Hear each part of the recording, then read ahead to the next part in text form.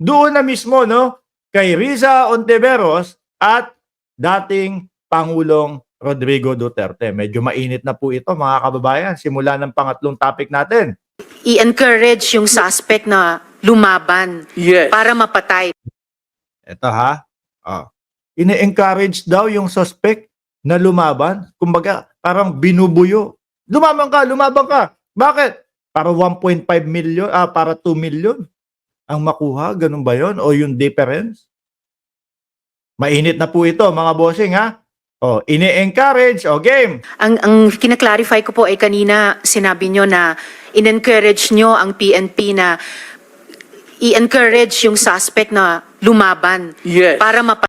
Ano ang sagot ni Duterte sa likod? Yes. Bakit kailangan mo pang i-encourage? Bakit hindi na lang, sir, huli nyo na kami sa akto, huli na kami. Dali nyo na lang po kami. Bakit kailangan pang i-encourage? Bakit pa kailangan buyuhin na manlaban yung mga suspect? Wala na. Pwede namang, hindi ba pwede sukuan lang? Kailangan tegi. Daw po, sabi ni Duterte sa likod.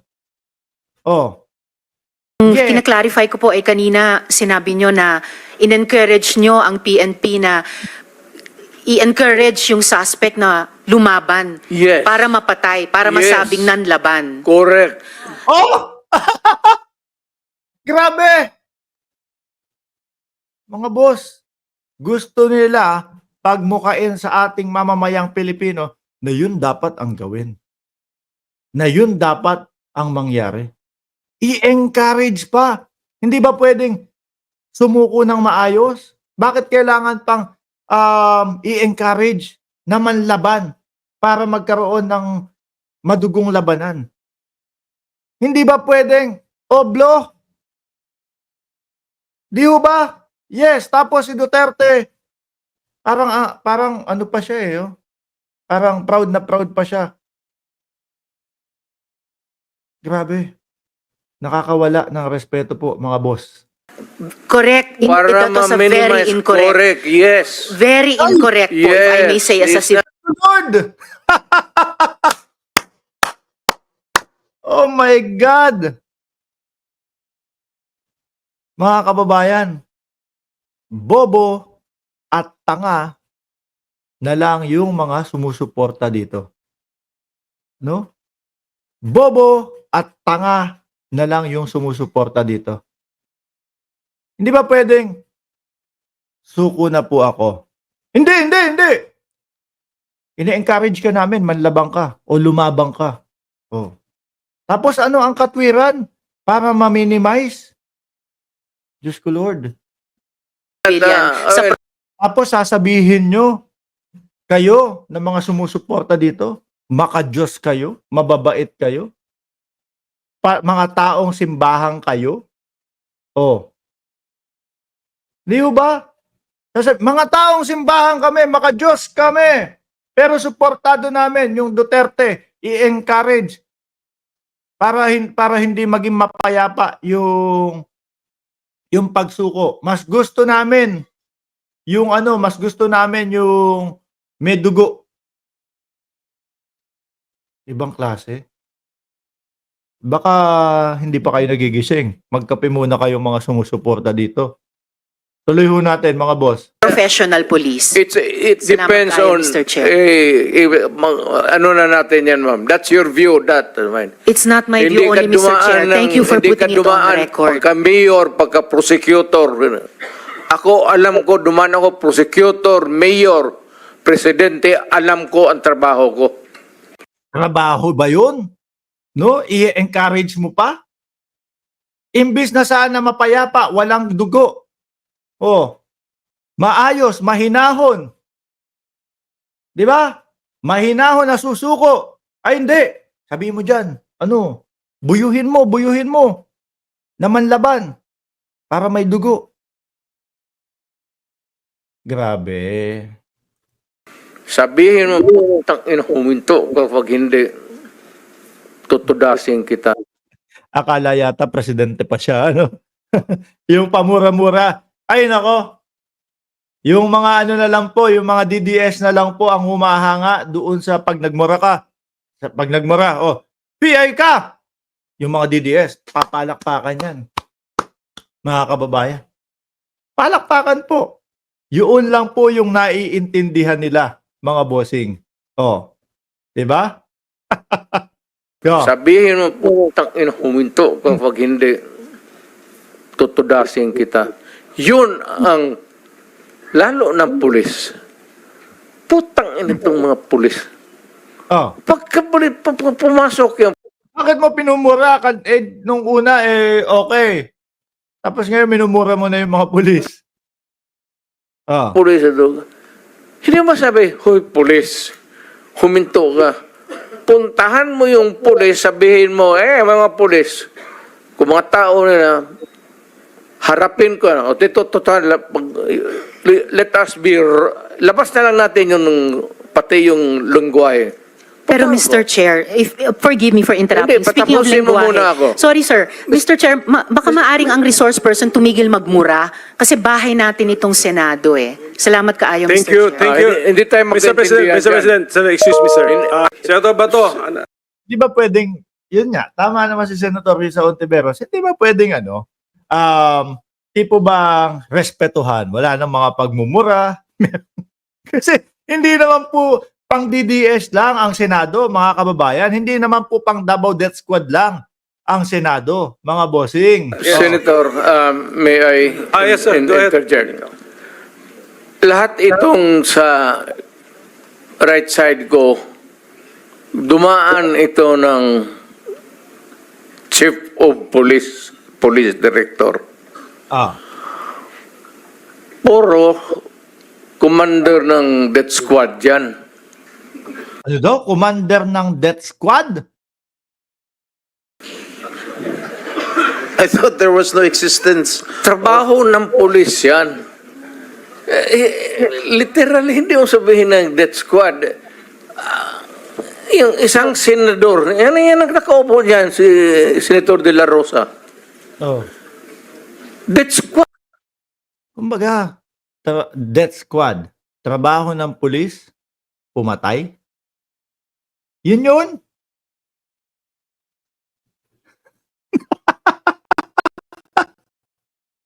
Nang tinapa. Oh, mga DDS na nag-iiyakan dyan. Saluduhan mo muna niya si Duterte. No? Gumano muna kayo. Oh, baka mamaya kasi. Bakit? Si Kibuloy nasa Oblo na. Baka eto susunod na nasa Oblo. Ha? Tandaan nyo. No? Ang ICC nanonood dyan. Ha? O ang ICC nanonood dyan. Tapos napapakinggan po ng milyong-milyong Pilipino, mga kababayan, na yung panahon niya, puro patayan ang gusto. Ha? Bad rin yan. Because they were police directors handling the controlling crimes in the city. Pwede pong makontrol yan, mga bossing, no? Nang hindi mo na kailangan buyuhin pa para manlaban. Di ba? Ang gusto nga natin Oh, sir, ano laging sinasabi, mga kababayan? Ano laging sinasabi ng ng mga kapulisan? Oh, meron kang karapatan, ganito, etc., etc. Gawin nating mahinahon to. Gawin nating peaceful ito. No? Tapos, ang pinaglalaban, ng mga DDS na nandito, umiiyak. Oh, nung panahon namin, ganito. O, yung panahon ni tatay, makakapaglakad ka. No? Pero behind the scene, nung ipinapatupad, yung laban kontra droga na yun, sila pa po mismo galing sa bibig ni dating Pangulong Duterte. Sila pa po mismo, mga kababayan, ang mag-encourage na kailangan may dugo, kailangan may panlalaban. Di ho ba? So, pag sinabi mong death squad, Ito. Gusto ko yan. Yang, gusto ko yan. Roger Bangot. Oh, mga Duterte, mga DDS, sabay-sabay tayo. Duterte! Diyan sa comment section, ha? Oh. Dali, inuutosan ko kayo. Mag-comment kayo. Duterte, madami. Oh. Duterte! Duterte! Butete! Butete! Hihintayin ko yung comment nyo, ha? Dali, comment. Butete! Butete! Okay. habang nagsasalita, kailangan may cheering kayo. Oh. Sirukan sa akin. Tuloy. It's a very loose term na ginagamit mo lang parang gano'n isili. Lahat yan sila, ikaw, ito, si Dandaw, ayan o. Nagdadasal kasi sa kasalanan niya siguro. Huwag ka na bang, ilan bang pinatay mo? Dumaan yan. Ito, De La Rosa. Tanungin ko sila ngayon. Tanungin ninyo. Openly, lahat yan dumaan pagka-police chief. Oh. Pati nga si Gamboa. Tanungin ninyo. Danaw, kung may Ilan ang pinatay nyo? utos ba ako na patayin ninyo yung tao na nakatali yung paa, pati kamay sa likod, or assassinate them? Ang sinabi ko, ganito, prangkahan tayo, encourage the criminals to fight. Mga bossing, mga kababayan, inang-inan nyo kapag hindi nyo pa naintindihan ang mga DDS. Inang-inan nyo. Pag hindi nyo pa naintindihan, no, hindi po porket na hindi nakatali, hindi nakaposas, babarilin sa likod, hindi lumalaban, o ganito. Hindi po porket ganon, mga kababayan, yung nangyari, ibig sabihin, wala na pong paglabag. Yung palang pong inaano niya, pinupunto niya po, mga bossing. Yung pinupunto niya pa lang po na i-encourage nyo na manlaban. Bakit hindi pwede na hulihin na lang? Bakit kailangan i-encourage pa na manlaban? Bakit kailangan pambuyuhin yung tao para manlaban? Bakit? Di ba? Ang ginagawa po kasi ng dating Pangulong Duterte, mga kababayan, gusto niyang i-normalize sa isip ng taong bayan. No? Pero diyan po sa mga sinasabi niya, laglag siya dyan. Laglag siya dyan. Ulitin natin konti atras natin konti. Salita. Ito, prangkahan tayo, encourage the criminals to fight. Encourage them to draw their guns. Yan, buhay yan. Dito po lumalabas, mga kababayan, no? Na talagang madugo po talaga yung laban kontra droga at mismong galing na po sa bibig ni dating Pangulong Duterte. Ayan na sila, yan ang instruction ko. Pati yan si Kuy. Yun ang instruction. Yari yan, mga boss. Sabi ko sa inyo, yari po talaga yan, mga kababayan. May paglalagyan po yan, no? Encourage, pati yan si De La Rosa, encourage them lumaban. Pagka lumaban, patayin ninyo para matapos na ang problema ko sa siyudad ko.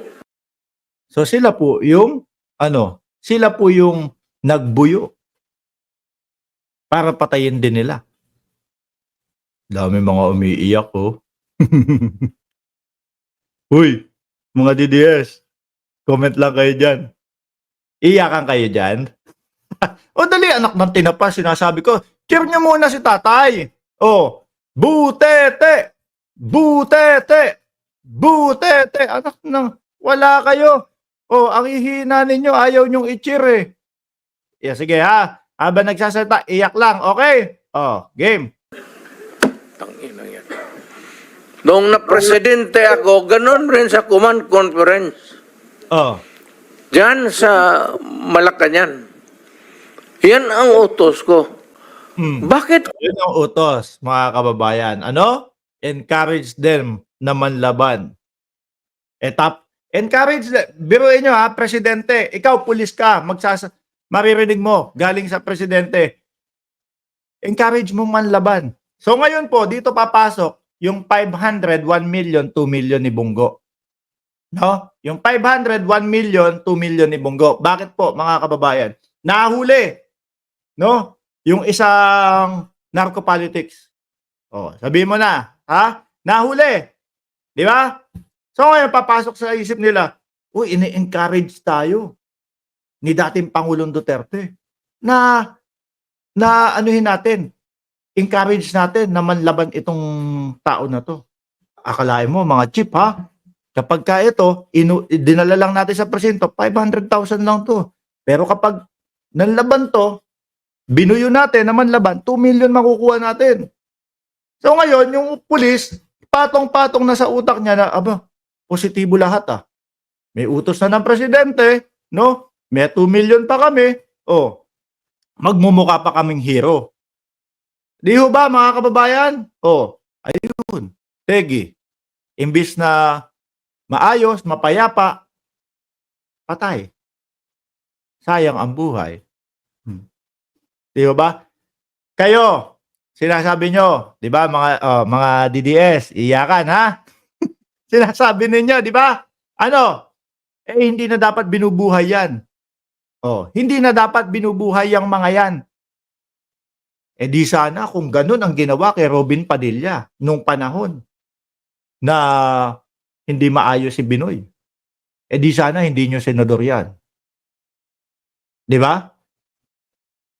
Hindi sana senador si Robin Padilla. Wala na yan. Nasa hukay na malamang yan. Isa si Robin Padilla, mga kababayan, sa magandang example, no? Na ano? Na okay, nabigyan ng panibagong pagkakataon. Di ba? Ang tao umaayos. Tingnan mo. Di ba? Binoy nyo na lang. Binoy. Binoy. Hindi sana senador yan. Kung pagbigyan important, mag-criminal, they go after the innocent people robbing. Mabutit na lang sana kung aakyat ng bahay. Mayor ako matagal.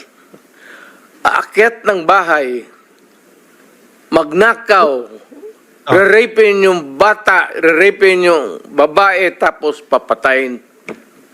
Wag nating i-disregard yung ganong sinasabi ni dating Pangulong Duterte. May mga ganong nangyayari po, mga kababayan. Meron pong mga ganong nangyayari. Ngunit, mga bossing, yung ibang pagkakataon, Kilian De Los Santos, 17 anyos, mga kababayan. Yung pamilya, Jehovah Witness. Si Bato, sabi mismo ni Bato, damay lang si Kian, hindi naman talaga siya. Paano yung mga yon? May 3 taong gulang na namatay din ho, mga kababayan, may tama ng barel. Tayo, kontra tayo sa droga, no? Okay para sa atin yung paglaban sa droga. Pero yung pagpapatupad nila, hindi po, mga kababayan, no? Hindi po. Ang pinaka maganda na meron tayo habang tayo ay nabubuhay dito sa mundo, ang buhay natin. Kahit nasabihin mo pa na meron kang jet o meron kang mga helicopter, kung wala kang buhay, wala din yan. Pero dito, sa mga tao na to, parang ang buhay mo 20 mil lang. Pag napagtripan ka, 20 mil ka. 500,000 ka. Di ho ba? Kung ikaw ang mayor, how do you deal with the problem? Ano Mr. kaya ang tingin ninyo sa... I'm sorry to tell you, I'm sorry to express to the nation. Unforgiving ako, hardliner, alam nila yan. Pati police alam nila. They are not ready siguro to talk about it. Sinabi ko yan sa mga police. Putang ina kayong mga police, pag pumasok kayo dyan sa droga, kayo ang mauuna. Yun. Kung sa akin, kung yung mga kapulisan, mga kababayan, pero wala na talaga yung panlalaban yung bubuyuhin mo pa na manlaban. Di ba? Yun dapat, yung mga kapulisan, kapag ka nahuli na sila mismo yung gumaganon.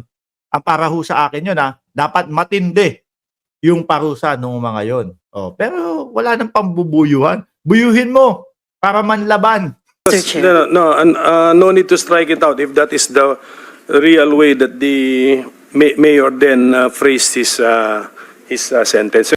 Yes, Mr. Chair, with the indulgence of the SP Pro Tempore. Says Senator Risa. Opo, Mr. Chair, kasi siguro napansin, pati ng former president, yung shock ng lahat. Bakit, sir, yan ba ang trabaho ng pulis? Aha. Na pumatay ng mga suspected criminals? Mhm. Sir, yung mic nyo. Pag lumaban, Eh, bubuyuhin nyo nga lumaban eh. Di ba yun yung utos mo? Bubuyuhin nyo pa na lumaban. I-encourage nyo pa na lumaban. So parang yun sinasabi, yun na nga din yung trabaho nila. bakit Iba sila po yung pagka-express kasi kanina, so I had to clarify. Bakit Salamat, sila- SP Pro Tempore. bakit sila Salamat, Mr. makamatay? Chair. No. Hindi yan ang tanong ko. Talagang napaka hindi magandang impression po ng mga statements kanina. Kaya I appreciate the candor of Yusek Kuy at pati kanina ni General Danao Look, ma'am, about it. may I Salamat kayo, Mr. interrupt Chair. you I'm done, Mr. Chair, for now. kindly? Go ahead, Itong sir. mga to, ma'am, galing ito ng mga sa Academy PMA. Hindi ito mga bubo. Hindi rin ito papayag na utusan mo ng illegal. Wait. Eh yun yung sinasabi mo eh, encourage pag-uutos na, di ba? Na manlaban pa. Doon yan sa academy nila, sa PMA, they are formed there to, yung ano talaga yung batas. Kaya, Alam niyo po mga kababayan, the more na pinagsasalita nyo si dating Pangulong Duterte, the more na nalalaglag sila. No? pag inutusan mo yan, sabihin mo, patayin mo sa sir, mukhang hindi pwede yan, sir. I tried. Oh, talagang nagpapapatay siya. Patayin mo 'yan. Medyo may pagsalba lang ng konti, sir, hindi pwede. Pero merong pagpapabuyo, no, na manlaban. Ako mismo, I tried. Oh. Tinry niya na magpapatay siya. Ako, marami ako, patay mo, sir. Sir, kulong mo na lang natin, sir. Alam ko, para po sa akin mga kababayan, isa din ito, no? Kaya sila ayaw nilang attend sa hearing ng Congress, mga bossing. Mga boss. Sa kanila pa lang po no? Sa bibig pa lang po nila, ubus na sila. Total. Sabi ko siya, siguraduhin mo lang na hindi ma-release. Kasi gagawa ng kalukuhan yan uli. And they will mag-hold up na naman yan. Yan ang lalo na yung mga kaso na magnakaw tapos mag-rape tapos magpatay o Mr. Chair. Like, can we let the president complete his sentence? What were you trying to say, sir? That Yes, mag-rape, magpatay, magnakaw, magpatay, and then what do we do with them? ganun na lang ang sadness ko. Naging summary killing kasi mga kababayan. No? Hindi naman po pwede yun. Kailangan pa ding investigahan yun mga bossing. Kailangan pa din pong investigahan yun mga kababayan. Kailangan pa din po ng due process nung mga yun. Hindi pwede yung mga summary killing. Sa trabaho ko. Thank you. Kaya hindi ko lang sinabi ko yan kasi hindi ko lang sila mautusan ng gano'n na gaya ng sinabi ko, nag-rape ng bata yung pinatay, patayin mo. Hindi ko mautusan tong mga to. Pero mga kababayan merong mga pagkakataon po na kapag inimbestigahan ng maayos na maayos, yung pala hindi pala yun. Hindi pala yun yung gumawa. Naibintang lang sa kanya. Kaya po yung due process, napaka-importante po mga kababayan. Sabi ko, karamihan sila mayor, hindi maniwala yan ang ganon. Sabi man, sir, Ayan may hirit si Jordan G. Digong si Kibuloy nang rape din daw, 'di ba? Dapat ipatumba na din si Kibuloy. Ganun ba ibig sabihin nun, boss? Oh, hindi. Kailangan may due process. Ang gulo ho nila mga kababayan, ano, pagka yung malalapit sa kanila, due process. Kapag ka yung mga hindi kilala, tegi na lang. O kapag ka yung napag-initan ka, patayin na lang. Di ba? Oh. Mahirap yan. Oh, due process. Oh, due process nga daw, bulok yon na babayaran. Tagihin na ng si Kibuloy. Di ba? Rat-ratin na dyan sa loob si Kibuloy. Okay sa inyo yun. Total, wala naman due process, di ba? Oh, sinabi ng rape. Oh, tagihin na lang. Rat-ratin nyo na dyan sa loob si Kibuloy. Ganun ba? Okay na sa inyo yun, mga DDS. Baka mag-iyakan kayo. Oh. Kulungin na lang natin, sir. Walang dumaan yan sila sa... There was never a time na sinabi ko, patayin ninyo yan. Minsan yung harap-harapan sa crime scene, nakita ko yung bata, 3 years old, rape, patay, tapos nandoon yung tiyuhin. O sinabi ko, putang, patayin mo nga. Out of outrage. In the moment of outrage yung, putang, patayin. Sandali lang, ang dami umiiyak na mga ano. Ang dami umiiyak ko na dito. Oh, nahatulan ba? Eh, wala nang due process, sabi mo. Nababayaran, wala yan, due process. Oh, di rat-ratin na si Kibuloy sa loob. Ang gulo mo naman. Sinasabi mo, eh, wala nang due process. Oh. Di ba? Oh, rat-ratin na si Kibuloy. Ang gulo, ha?